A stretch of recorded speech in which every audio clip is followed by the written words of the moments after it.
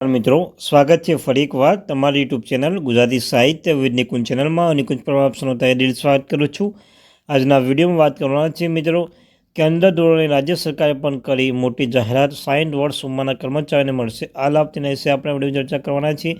તે પહેલાં મિત્રો વોટ્સઅપ ગ્રુપ, ટેલિગ્રુપ બંને બનાવ્યો છે. લિંક ડિસ્કશન મૂકું છું તમને. ચેનલ પર સરકારી કર્મચારી બાબતે, આંગણવાડી બાબતે, શિક્ષણ સરકાર બાબતે કોઈ અપડેટ આવે, પરિપત્ર આવે, ડીએ બાબત તમામ માટે ચેનલ પર વાત કરવામાં આવશે. સૌપ્રથમ મિત્રો વોટ્સઅપ ગ્રુપ, ટેલિગ્રુપમાં જઈને જોઈન થઈ જજો. લિંક ડિસ્કશન મૂકું છું અને ચેનલ સબસ્ક્રાઈબ કરી, વિડીયોને લાઈક કરી, ચેનલ નવા ચેનલ સબસ્ક્રાઈબ કરી બેલ આઇકન દબાવવાનું ભૂલશો નહીં. ચાલો મિત્રો સમય બગડતા વિડીયોની શરૂઆત કરી છે.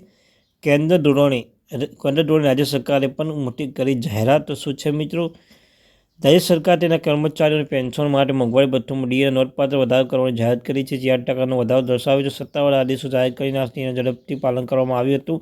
એક સાઈડ રાજ્ય સરકાર સાથે સંકળાયેલા કર્મચારી નોંધપાત્ર નાણાકીય રાહત અને ટેકો આપવાની અપેક્ષા છે. ડીએ વધારવા માટે કર્મચારી સતત વિનંતીઓ જવાબમાં આવે છે. તેમની ચિંતાઓ દૂર કરવા માટે સરકાર પ્રતિબદ્ધતા પ્રકાશિત કરે છે.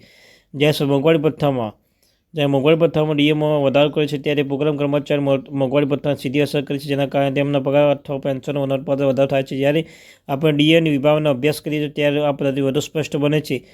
અનાસપણે જેમ ફુગાવાનો દર વધે છે તેમ તમારા પૈસા ખરીદ શક્તિ ઘટે છે. પરિણામ, જો તમારો પગાર વધારો ફુગાવાનો દર સાથે મેચ કરવામાં આવતો હોય, વટાવમાં નિષ્ફળ જાય તો તમારી વાસ્તવિક કમાણી ઘટાડો સૂચવે છે. આમ ડીએ અને ફુગા વચ્ચેનો સહસંબંધ સમજવાની બદલાતી આર્થિક પરિસ્થિતિને ધ્યાનમાં રાખીને પગાર ગોઠવણ ગતિશીલતા સમજવા બને છે.